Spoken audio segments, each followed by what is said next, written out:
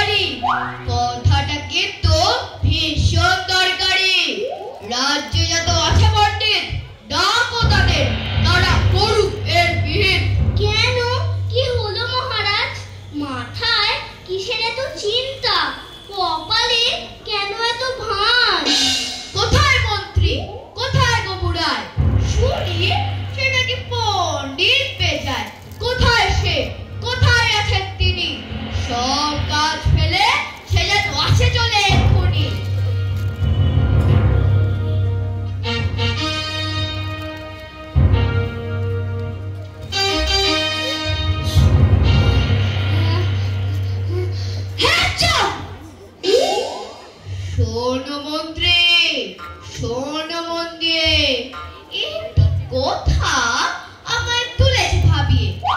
আমারই রাজ্য, আমারই মাটি, তবে কেন আমার থাকবে না পরিবারটি? সত্যি তো, কথাটা সত্যি চিন্তার ভারী। তাই কি মহারাজের ঘুমের সাথে হলো আড়ি? চুপ নাও, তোমরা শুধু বেতনটাই নাও, রাজকাজে কিছুই নেই মন, শুধু পালাই পালাই সারাক্ষণ। একবারও কি কখনো ভেবেছো দেখে ধুলো কেন ওঠে মাটি থেকে? আচ্ছা, তা বেশ বেশ বেশ, মহারাজের কি হবে আদেশ? আহা, কি হবে আদেশ? এক্ষুনি এর করে সমাধান, নইলে সবার যাবে গর্দান।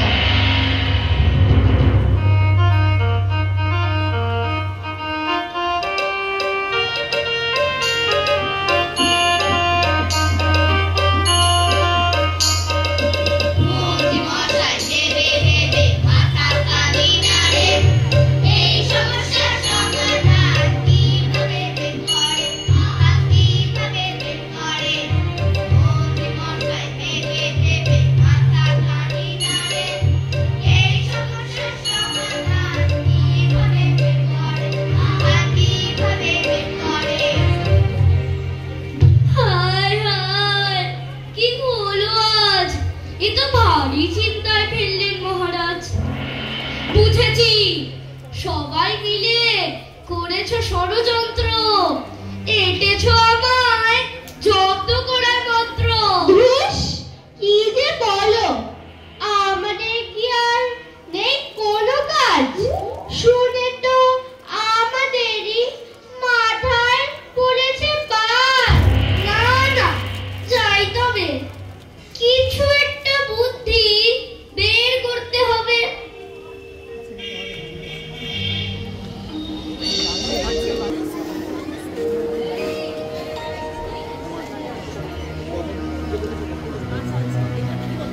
কি গো, কি হলো তোমার?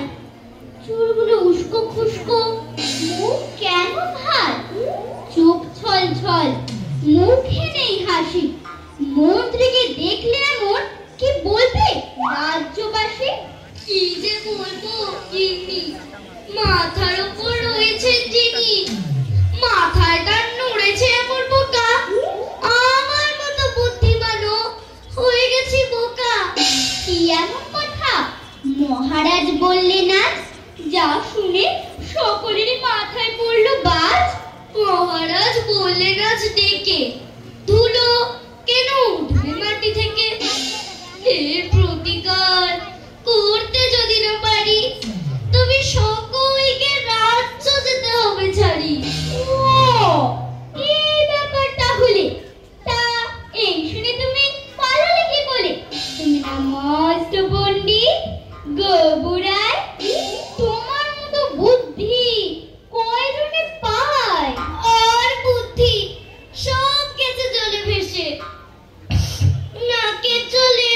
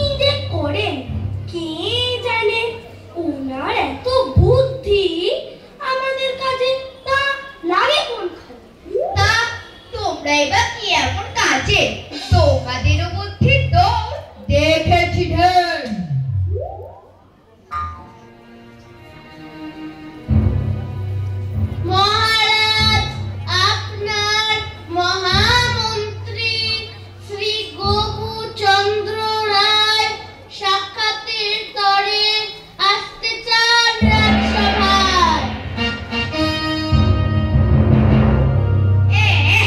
মন্ত্রীর নাকি আবার সিংহাবাজি আসতে হয়? শুনি তবে মাথায় এলো কিনা কোনো উপায়। মহারাজ, চিন্তা নেই আর, আগে বলুন কি পাবো পুরস্কার। পায়ে ধুলো যদি না লাগে, পদধূলি পাবো কিভাবে? কথাটা বটে সত্যি, তবে চিন্তা আমার কমছে না একরত্তি। যদি পদধূলির জন্যে পায়ে লাগাতে হয় ধুলো, তবে পোষাতে মিথ্যে বৈজ্ঞানিক এতগুলো। একি মহারাজ, আমাদের আপনি যত দেন কাজ, এত কাল ধরে করেছি সব যত্ন করে। এ সমস্যা এতদিন ছিল অজানা, জানলে কি করতাম না, দিতাম করে মানা। আর হাহা, করেছো কতই যত্ন, ছিলে তো শুধুই নিজের কাজে মগ্ন। মহারাজ, আপনি রাগ কেন করেন? ওরে সব কটাকে ধরে কারাগারে পড়েন। কাজ তো কিছুই করে না এগুলো, তবে কেন আপনার পায়ে লাগে ধুলো? যদি পায়ে লাগে ধুলো, সকলেই তবে প্রণাম করে মাথায় তুলো। বাবা, বুদ্ধি আমার চেই না শুনলে, মাথা না খাটিয়ে দিব্যি কাজটা সারলে। উফ মন্ত্রী, আগের কাজটা আগে তুমি সারো, ঝগড়া না হয়ে পরে করো আরো।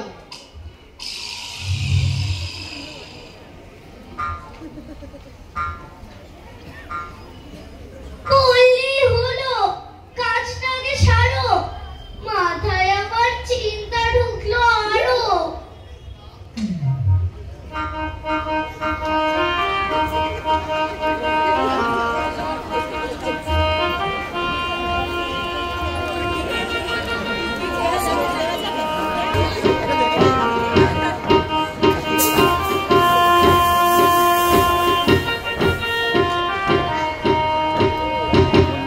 সকলে মিলিয়ে আবার বসে যুক্তি তর্ক লাগায় বসে, সমাধানের কিভাবে বের করে।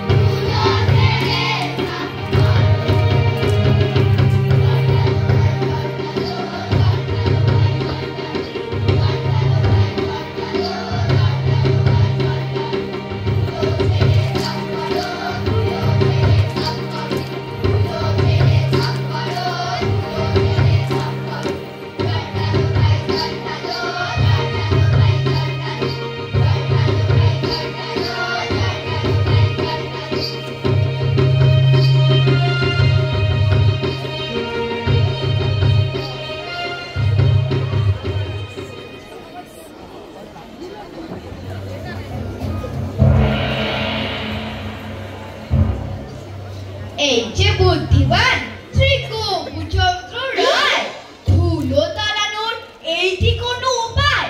শুনতে চাই না আমি কোনো কথা। ধুলো ঝড়ে সর্দি হলো, চারিদিক কাদা, লাগে যত টাকা করি, সোনা দানা ভরি ভরি। কি উপায় বাঁচবে এই পা? কিভাবে আর ধুলো লাগবে না? কি উপায় বাঁচবে মহারাজের পা? কিভাবে আর ধুলো লাগবে না? ভেবে ভেবে মন্ত্রীর মুখ হলো চুপ। বাবুরায়ের বুদ্ধি আর নাই কোনো গুণ।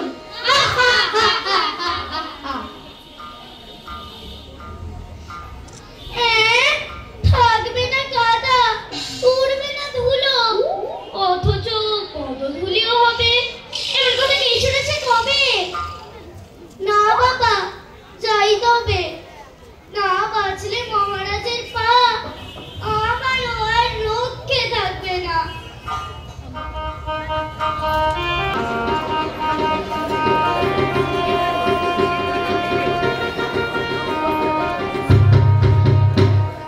সকলে মিলে আবার বসে বিতর্ক লাগায়, সমাধানের কিভাবে বের করে। দিকিগুলো সব ঠিক ঠিক নড়ে, দিকিগুলো সব ঠিক ঠিক নড়ে। সকলে মিলে আবার বসে বিতর্ক লাগায়,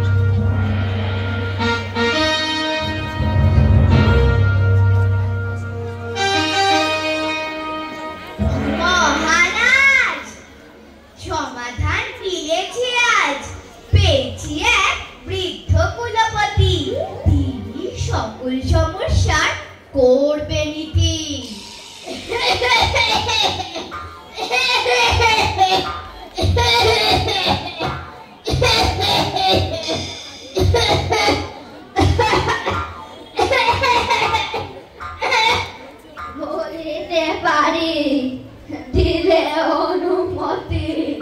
বলো দেখি, শুনি তবে এই সমস্যার সমাধান কি করে করা হবে? বলিটাকে যদি নিজের পাগুলো রক্ষা পাবে, পায়ে আর লাগবে না ধুলো। বেশ বেশ, তবে তাই হোক। পা দুখানি ঢাকা হোক, মাটির ওপর ফেললে পা দেখি কেমন পায়ে ধুলো লাগে না। তবে তাই হোক, তবে তাই হোক।